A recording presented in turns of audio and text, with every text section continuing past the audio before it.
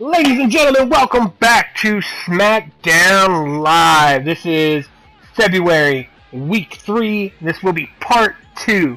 Guys, for those of you who are new to the channel, please hit the like button and subscribe. We have an amazing second part of SmackDown Live here for you tonight. We will have a one-on-one match with Curtis Axel, the head of Perfect Protection, taking on Johnny Gargano.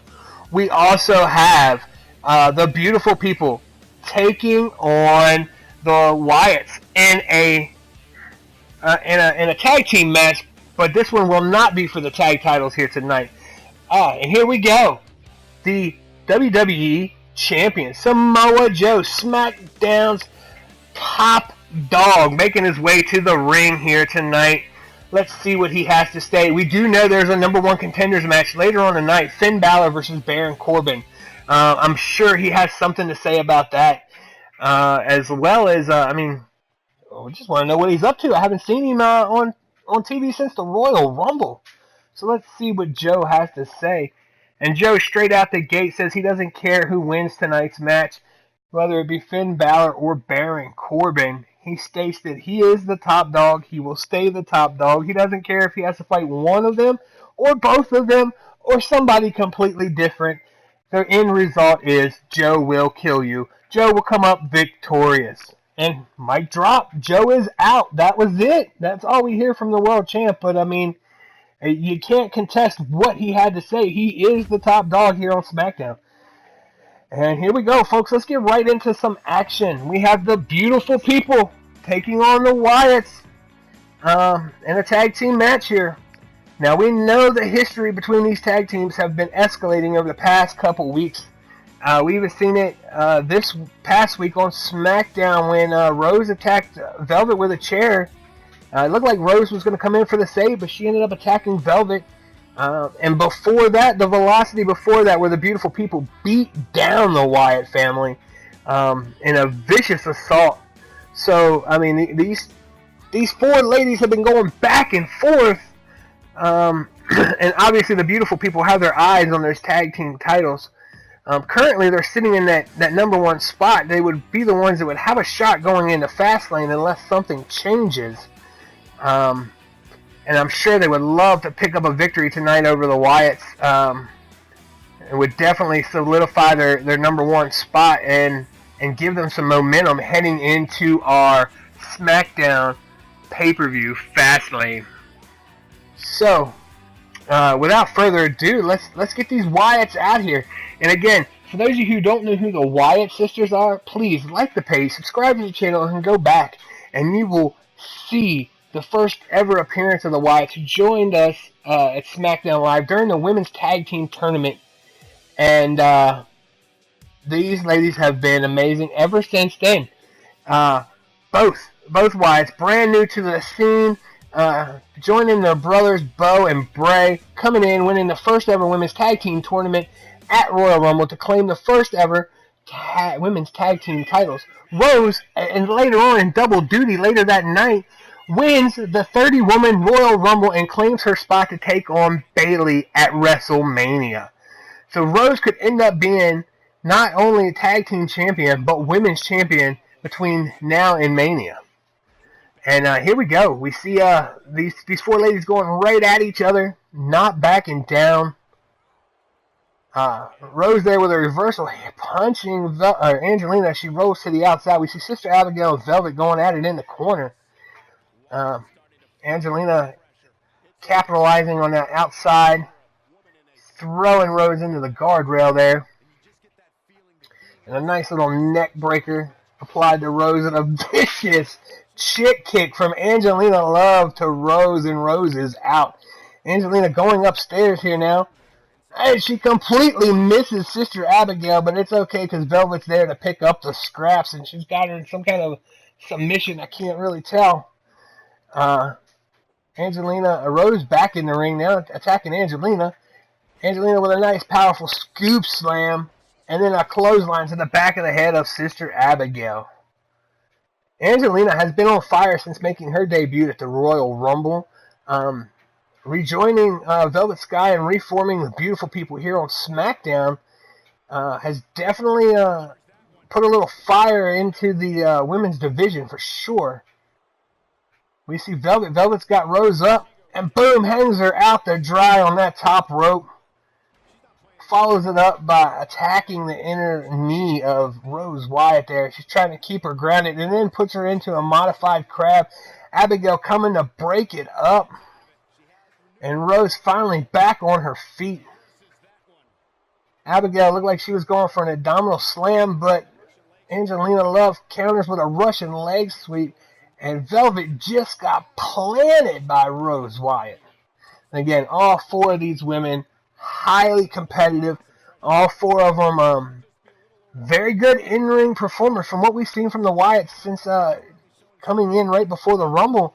I mean, these ladies fight. They continue to fight, and they impress us each and every week. A nice DDT there from Velvet Sky to Rose Wyatt. And we see Sister Abigail on the outside just taking it to Angelina Love. Look, Velvet with another counter and an inverted DDT to Rose again. The general manager, Paige, has definitely lit a fire into this women's division since taking her position. There we see Velvet throwing Rose into that corner. She hit that ring post and then just got stomped into the ground, but Rose is right back up. You cannot deny her fortitude. DDT, a violent DDT from Angelina Love, and Rose is back down. Oh, man.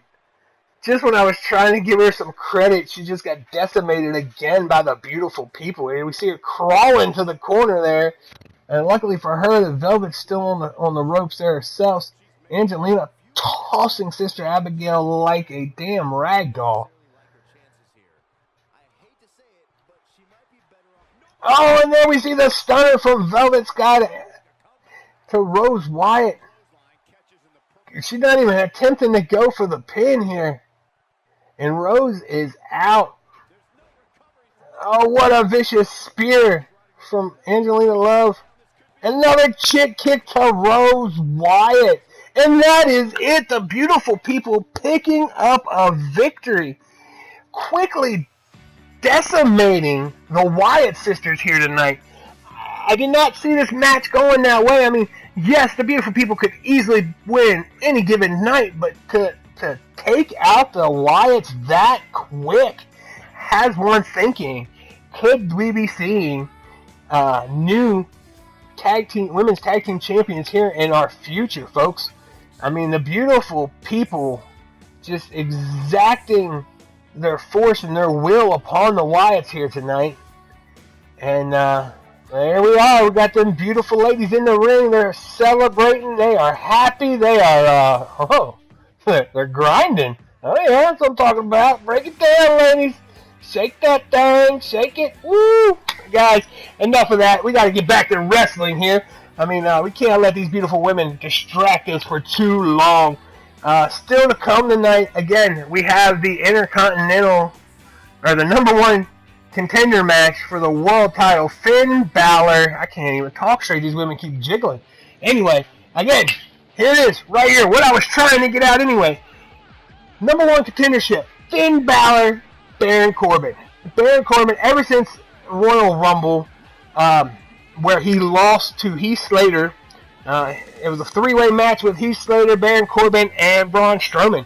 When Baron lost that match, he kind of switched gears and started pursuing other interests, so to speak, and it has led him to this number one contendership for the WWE title. But with that being said, Baron has made a strong push, and so has Finn, rightfully so. Finn Balor, the leader of the Balor Club, has done nothing but be epic since joining SmackDown. Yes, he did. The WWE Championship eluded him at the Royal Rumble, but since then he has been on fire to prove that he deserves another shot. And one guy that we haven't seen since the Rumble, other than Samoa Joe, who we just recently saw, is Braun Strowman. Braun Strowman losing the match to Heath Slater. We have not seen him since then. We've not heard anything about him. It's kind of been a mystery. He's just faded away. We did see the return of Jinder Mahal, on Velocity last week, so we still know that there are some big dogs in this WWE Championship matchup, so to speak. The number one contendership right here is going to be determined, but it's never set in stone, especially in the SmackDown universe when anything can happen. We also want to give a shout out to Adam Cole, who left SmackDown Live. He did sign a contract with Monday Night Raw. Big loss for us. I have to admit, I am a fan of Adam Cole, and he will be missed on this show. I think he has a lot to offer. Also, who has moved on to Raw is Shinsuke Nakamura. Shinsuke Nakamura and Adam Cole. We have lost two top talents here on SmackDown to our competitors over at Raw. And I wish them the best, and maybe they'll be back one day. And there we see Baron Corbin clobbering down on Finn Balor, now putting him in that tree of woe and pushing all his weight as he can under that ribs and midsection of Finn Balor. Again, the sneaky Baron Corbin ripping off that pad on the top turnbuckle. Ref, pay attention to what's going on. If Corbin gets to use that tonight, that could be lights out for Finn Balor. Again, Corbin taking advantage of any opportunity that he can come across. And we do see the lovely women's champion Bayley outside at the ring supporting Finn here tonight. The Balor Club definitely in full effect here on SmackDown. And there we go, those quick moves of Finn Balor. Those moves are what make him dangerous. Here he goes. Oh, and Baron Corbin just felt the top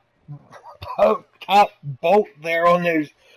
I don't even know what you call it. I mean, right there where the pad was, the knuckle there of the rings, and right into the small of his back. He exposed that turnbuckle. And he didn't get to use it. Well, here we go. We got a reversal here by Baron Corbin. I mean, I'm sure it's slowing him down and hurt him a little bit, but he's still a monster of a man. Pounding down Finn Balor.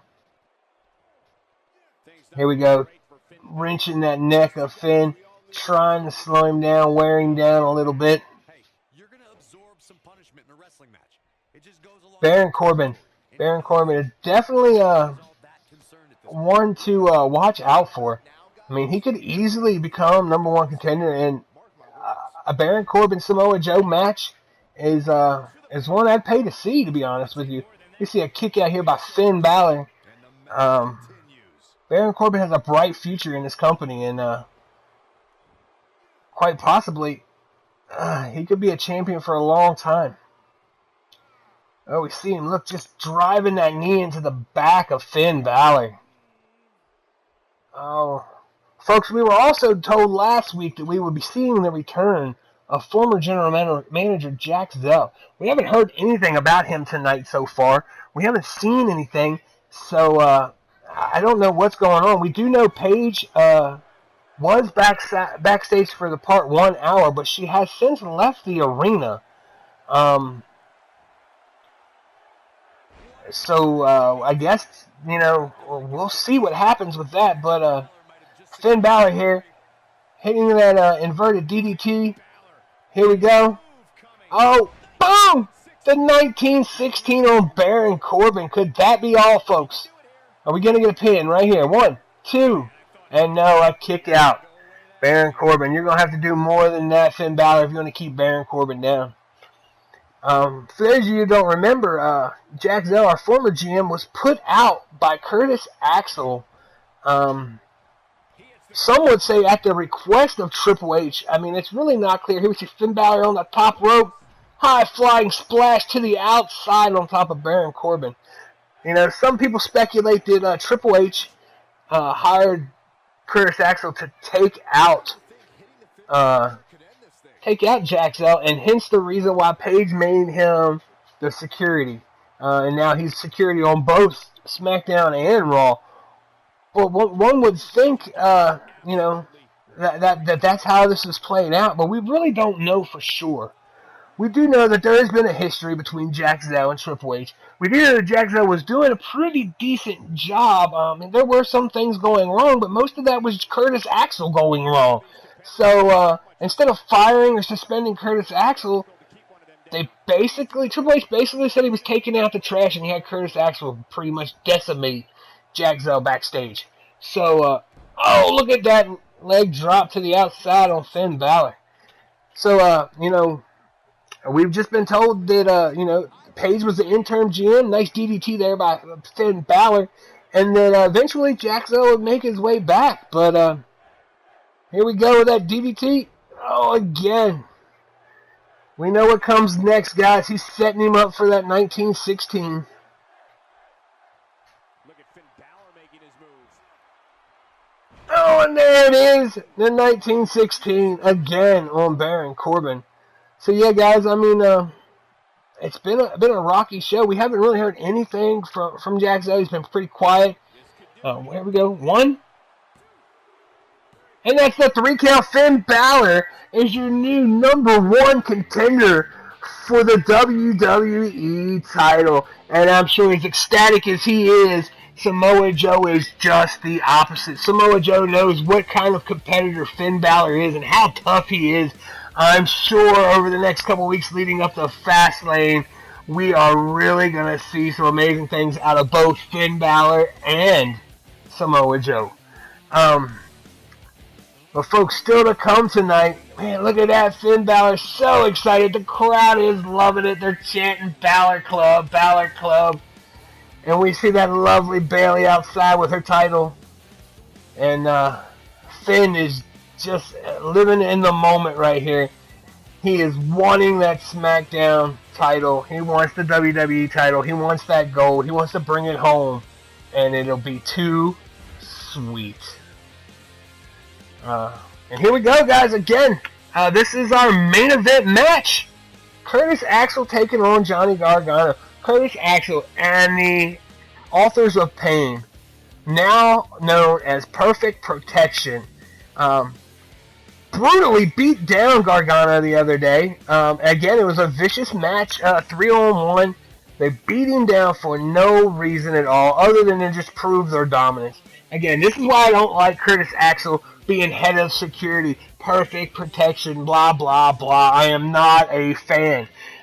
He causes more chaos and destruction than he helps prevent. To me, he has been put in a position of power, which he abuses. He's a bully. Just not happy. And now that he's got the AOP behind him, I mean, he's pretty much unstoppable at this point. I hate to say it. And again, you got AOP outside at ringside, and you're going 1-on-1 against Curtis Axel. You might as well say it's going to be 3-on-1. These guys don't fight fair. They don't fight clean. And personally, I'm glad to see that Monday Night Raw will not allow the AOP to show up, and that Curtis Axel's been going over there by himself trying to cause drama, and he's gotten his ass whooped on several occasions. He gets what's coming to him, you know what I mean? But when he comes back here on SmackDown, he's got these guys behind him, and nothing against his in-ring talent. He can wrestle. If he gets in the ring, and Curtis Axel can put on a match, but he tends to play dirty. He wants to take shortcuts, and he wants to abuse his power. Ref, get the AOP out of the ring. And here we go. Again, Johnny Gargano was watching the AOP, and Curtis Axel blindsiding Johnny Gargano. Johnny wrestling here with a reversal. And a nice suplex of his own. Side suplex there to Curtis Axel. Axel rolls outside. Again. Distracting Johnny Gargano and tossing him into that ring post. Gargano definitely not 100% to begin with here. Curtis Axel taking it to him with a couple uppercuts. After that vicious beatdown that Gargano suffered, I mean, he's definitely not 100%.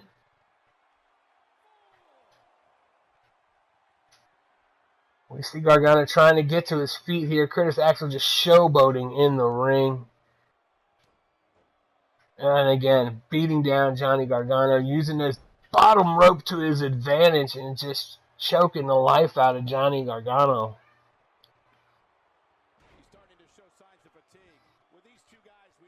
Again, Curtis Axel is a great in-ring performer. He's a great wrestler. His tactics here as of late. Johnny, you need to get back in the ring, get away from AOP. Curtis Axel's tactics as of late have just been, a straight abuse of power.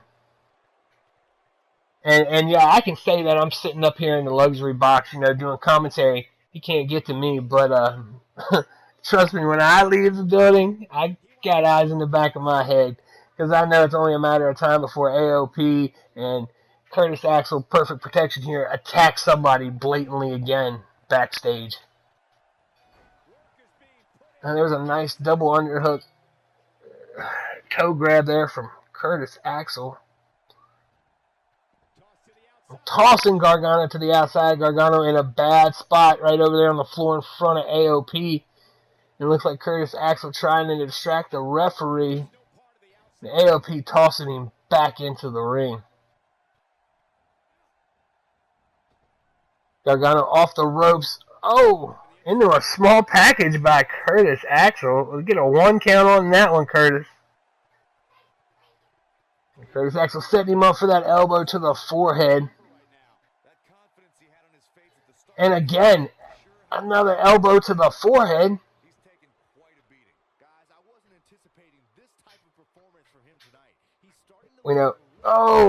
Standing dropkick. Again, there's a pure athleticism from Curtis Axel, just like his father. I mean, both of these guys, superb athleticism, but both of them revert the dirty tactics. His father was the same way. Mr. Perfect Rest His Soul, a great wrestler, but again, dirty is the next person. Dirty is the son, I should say.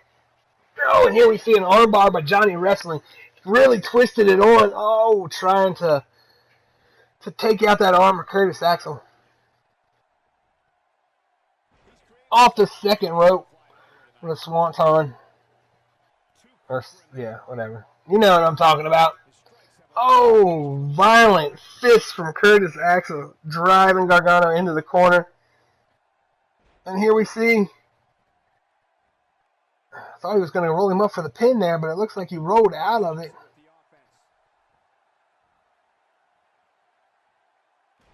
Another elbow drop to the sternum of Johnny Gargano. Curtis Axel kind of taking his time now, just toying with Gargano. I think he believes he's already got this match into the bag, but never count Gargano down. There we see a spear between the second and third rope into the abdomen of Curtis Axel, and the tide has changed. Johnny Gargano making a comeback. Johnny Wrestling with that roll-up kick.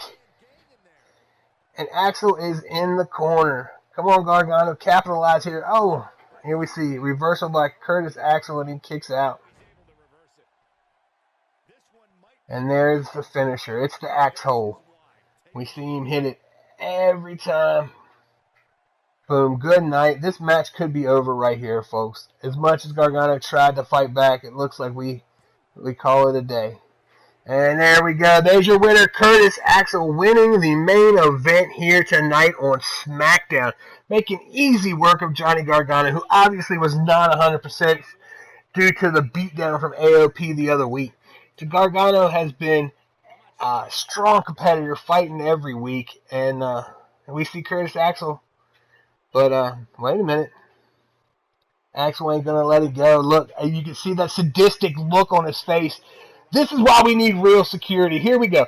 Our head of security, assaulting Johnny Gargano. Come on, folks. This is ridiculous. This is complete and utter chaos. He is no more security guard than I am. And now he's calling in his boys. Come on. The beatdown of Johnny Gargano. This is senseless. This is ridiculous. These guys are not protecting anybody. And Curtis Axel being put in charge, given that position of power. Come on, Triple H, you know this is not right. My God, you know, Paige, you know this is not right. And guys, wait a minute. Wait, what is that? Rock stars? Who is the rock? What the heck is that? Oh my God, look who it is. It's Jack Zell, and it's the Red Dragons. It's Bobby Fish and Kyle O'Reilly. They're calling themselves the Rock Stars? Curtis Axel not impressed. He's calling them down the ringside, and here they come, boys. The action's about to pick up. Jack Zell is hitting the ring along with the Red Dragons. And they're, oh my God, Chaos is ensuing. The crowd is going extreme. Jackson with a scoop slam to Acom there, and we see tables being pulled out by Bobby Fish. Kyle O'Reilly giving it to Curtis Axel right now. Jackson picking up. Are we going to see a slam now? Oh no, Acom's fighting back. I thought he was going through a table right there, folks. This is amazing. The return of Jack Zell. It looks like he is coming back to take out Perfect Protection. He's seen enough while he's been out. And the Red Dragons, I mean, these guys have a history with Jack Zell. They were in ROK, a company that Jack's family started. I mean, Jack was also in there as a wrestler. I mean, that's where he earned many, many titles along with the Red Dragons. Before he took a position here as a general manager. And we see Jackson and Curtis Axel going outside. They're going at it. And we've already had one elimination as Razor was put through that table in the ring. And we see Jackson just taking it to Curtis Axel outside. And the Red Dragons are beating down Acom in the ring. And we see Kyle O'Reilly just posing. The Red Dragons, Jackson making a statement here tonight, attacking Perfect Protection. And I know Triple H cannot be happy about what he is seeing right now going on in this ring. Look at the hang time there. The strength of Jackson as he's holding Curtis Axel in the air and then slams him backwards. Acom trying to fight back here against the Red Dragons. But 2-on-1 action, I don't know how much he's going to be able to do. Curtis Axel rolling out of the ring, leaving Acom in there.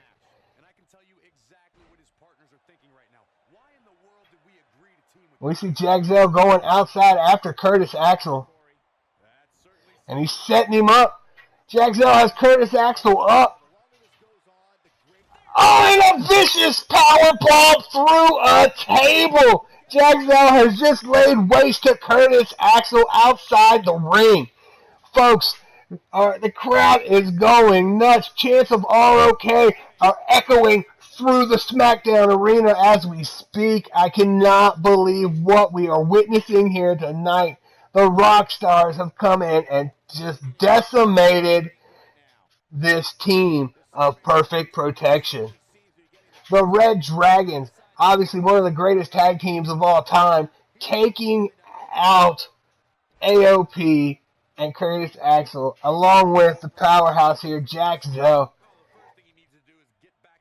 Now, Jax is not, like I said, he was our general manager. I mean, I assumed he was coming back for that position, but it looks like right now he's got a totally different mission in mind. We see Curtis Axel is just laid out dead on the floor. Curtis Axel has not moved since taking that power bomb. Oh, and they are just dismantling Acom here at the moment. And the crowd again still chanting, Rockstar, Rockstar, ROK, ROK. You hear so many chants. There's so much noise right here. The roof of this arena is exploding here in Denver, Colorado. Jack Zell climbing to the top rope. Oh, and a big elbow drop to Acom onto the floor. Acom here trying to fight back, but again, 3-on-1. We see Curtis Axel running. He's ran away. He went up the ramp, leaving Acom on his own. It is now 3-on-1, and they are giving Perfect Protection a taste of their own medicine here tonight, folks. Oh, good reversal there. Acom trying to fight out of it, but I don't think it's going to happen. And here we Jack Zell hoisting him up in his shoulders and throwing him like a damn lawn dart into the table, into the corner. ROK has decimated the Perfect Protection. Guys, this has been an epic return for Jack Zell. I guarantee you we have not seen the end of this feud, let alone I can't wait to see what the Authority has to say about this. He has come back and destroyed anything and everything they tried to build with perfect protection. He has leveled the playing field here tonight. And the Red Dragons, they may have lost Adam Cole as their partner, but they have picked up a vital asset here in Jack Zell. And these three seem to be on to something here. The crowd is going wild. I can't even talk at the moment. It's so loud I can't hear myself think. And there we go, folks. What a way to end SmackDown. Wait a minute. I was just told that we're getting a satellite feed from Hartford, Connecticut. It's Triple H. It's Triple H. Wait, here he is. What is he saying?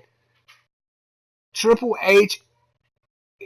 Folks, pardon the language. Triple H has dropped multiple F-bombs here. He is so upset. He says that Jack Zell will never be a GM here in this company. The only reason he got a job here to begin with is when we bought him out to destroy him. It was part of the contract. He said he is tired of seeing it. He said, and you know what? He said he wants to make a deal. He said, other than calling him a POS multiple times, he said Jack Zell is worthless. He's not a good fighter, and that ROK's days are numbered. He states that at Fastlane, it will be Perfect Protection versus the Rockstars. And if Jack Zell can make it through that match, if he really wants his GM job back and he can make it through that match, he says, you win at Fastlane, you get me at WrestleMania.